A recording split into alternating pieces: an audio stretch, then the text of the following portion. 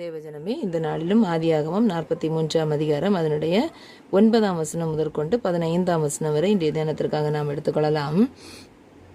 யூதா சொல்றாரு, நாங்கள் பென்யாமீனுக்காக உத்தரவாதம் பண்ணுறேன், அவனை என்னிடத்துல கேளும், நான் உம்மிடத்தில் கொண்டு உமக்கு முன்பாக நிறுத்தாமல் போனால் நான் அந்த குற்றத்தை செய்தவனாக இருப்பேன் அப்படின்னு சொல்லிட்டு சொல்கிறாரு.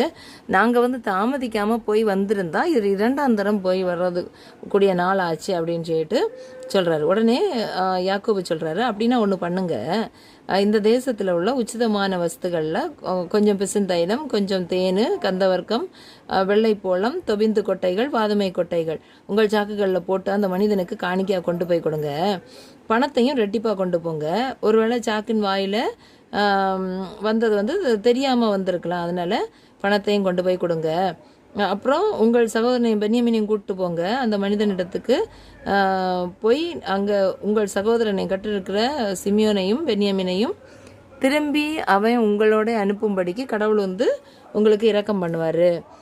நானும் பிள்ளையற்று போனவனை போல இருப்பேன் அப்படின்னு சொல்கிறாரு. அப்பொழுது அவர்கள் என்ன பண்ணுறாங்க அப்படின்னா, காணிக்கைகளை தங்கள் கைகளில் எடுத்துட்டு ரெட்டிப்பான பணத்தையும் கொண்டு பென்யாமீனையும் கூட்டிகிட்டு பிரயாணப்பட்டு எகிப்துக்கு போய் யோசேப்பின் சமூகத்தில் போய் நிற்கிறாங்க. இது வரைக்கும் இன்றைய தியானத்திற்காக நாம் எடுத்துக்கொள்ளலாம்.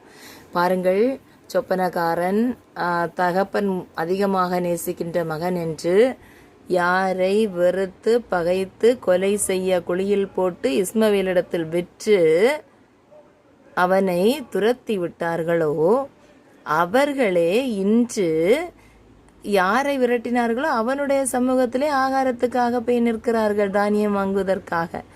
கடவுள் எவ்வளவு பெரிய அதிசயமானவர் என்பதை நாம் இதன் மூலமாக கண்டு கொள்ள முடிகிறது. காரணம், யோசேப்பு தவறு செய்யவில்லை, ஆனால் யோசேப்பின் மீது அவர்கள் பகைமை கொண்டார்கள். பகைமை கொண்டதன் விளைவாக அவனை பகைத்து வெறுத்து அவனை கொலை செய்வதற்கு திட்டம் தீட்டினார்கள். யாக்கோபு கூட அந்த சொப்பனத்திலே சொல்லுவாரு, இனி என்ன சொப்பனம் கண்டிருக்கிறாய்? நானும் உன் தாயும் உன் சகோதரர்களும் உன்னை வணங்குவோமோ அப்படின்னு சொல்லிட்டு கேட்பார். இன்னைக்கு அந்த சொப்பனத்தை கடவுள் எப்படி வாய்க்க பண்ணியிருக்கிறார் பாருங்கள். எல்லாரும் சென்று தானியத்திற்காக, யாக்கோபினும் செல்லவில்லை, இனி வருகின்ற நாட்களிலே செல்லுவார்.